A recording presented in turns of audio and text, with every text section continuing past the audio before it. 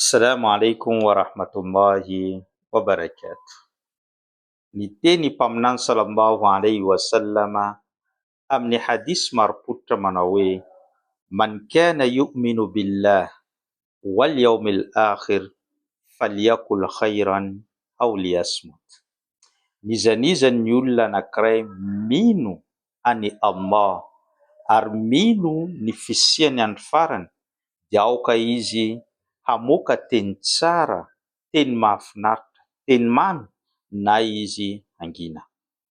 Rehefa naheno an'izany teny zany ireo manam-pahaizana, ireo manam-pahendrena, dia niteny izy ireo hoe: mialoha ny tenenan'ny olona anankiray, dia aoka izy handinika tsara sy hamakafaka hoe: ny teny izay avoakany ve mahasoa ny manodidina, ilainy manodidina, mitera-bokatsoa ny manodidina, tsy manakotaba ny fiarahamonina ary tsy manakorontana tokantrano sy ny firenena iray manontolo.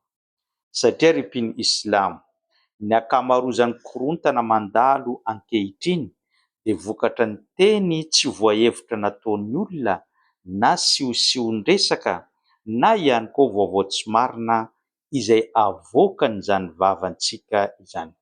Indraindray ny olona tsy mandinika intsony hoe marina ve zavatra izay henony, fa ny mahamaika azy dia hamoaka an'izany teny izany mba ho fantatr'olona hoe izy no nitondra an'izany vaovao izany voalohany. Ripiny Islamo, tadidio tsara fa io vavanao ty no nidiranao tao anatin'ny finoana Islamo tamin'ny alalan'ny fitenenana hoe: ashhadu an la ilaha illallah wa ashhadu anna muhammadur rasulullah. Mijoro vavolombelona aho fa tsy hanompo afa-tsy izy Allah irery ihany, ary mijoro vavolombelona fa i Muhammad no iraka farany sy mpaminany ary mpanompony Allah tonga teto ambony tany. Ary tadidio ihany koa fa io vavanao ihany koa raha tsy vomy-tsy mitandrina ianao, tsy voatazonao izy io, dia io ihany koa no mety hamoakanao ao anatin'ny finoana Islamo arakaraka ny teny tsy voahevitra sy ny fikomiana izay avoakan'izany vavanao izany. Ny teny reo manam-pahendrena manao hoe: ny teny raha mbola ao anatin'ny vavanao dia anjaranao no mamey azy. Holazainao ve sa tsy holazainao? Fa raha vao mivoaka ny vavanao kosa ny teny anankiray, dia ilay teny indray mamey anao hoe tsy maintsy tanteranao ny teninao na ho afa-barakanao tamin'ny teny izay navoakanao. Ripiny Islamo, fantatrao ve firy ny tokantrano izay simba tamin'ny alalan'ny teny navoakan'ny olona? Ary io tokantrano io ihany koa dia niforona tamin'ny alalan'ny fifanekeny mpivady anankiroa, ary teny navoakan'ilay mpanambady hoe Zawidjny sy Kabilto, izany hoe ampanambady io ahy ny zanakao vavy, ary nanaiky ilay ray aman-dreny ka niteny hoe ekeko ny fampanambadiana. Zay no niforoana ny tokantrano tamin'ny nikah. Ary tadidio ihany koa fa mbola teny ihany koa no mandrava an'izany nikah na izany tokantrano izany amin'ny alalan'ny fitenenana hoe: manomboka androany ianao dia tsy vadiko, ary ity ny talakinao. Izany hoe mila mitandrina isika amin'io teny io, fa izy io indraindray manasoa antsika, ary io ihany koa indraindray mamotika ny fiainantsika. Tadidio ihany koa rehefa nanontaniana i mpaminany sallallahu alaihi wa sallama hoe inona zavatra mampiditra betsaka ny olona ao anatin'ny paradisa, dia niteny izy hoe ny lela sy ny teny izay avoakanao ary ny fitondran-tena tsara.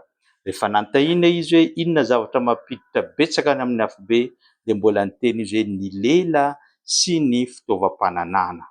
Raha tsy voafehinao ny lelanao, raha tsy voafehinao ny fitaovam-panananao, dia ireo no zavatra anankiroa na fitaovana anankiroa ampiditra ny olona betsaka any amin'ny afobe.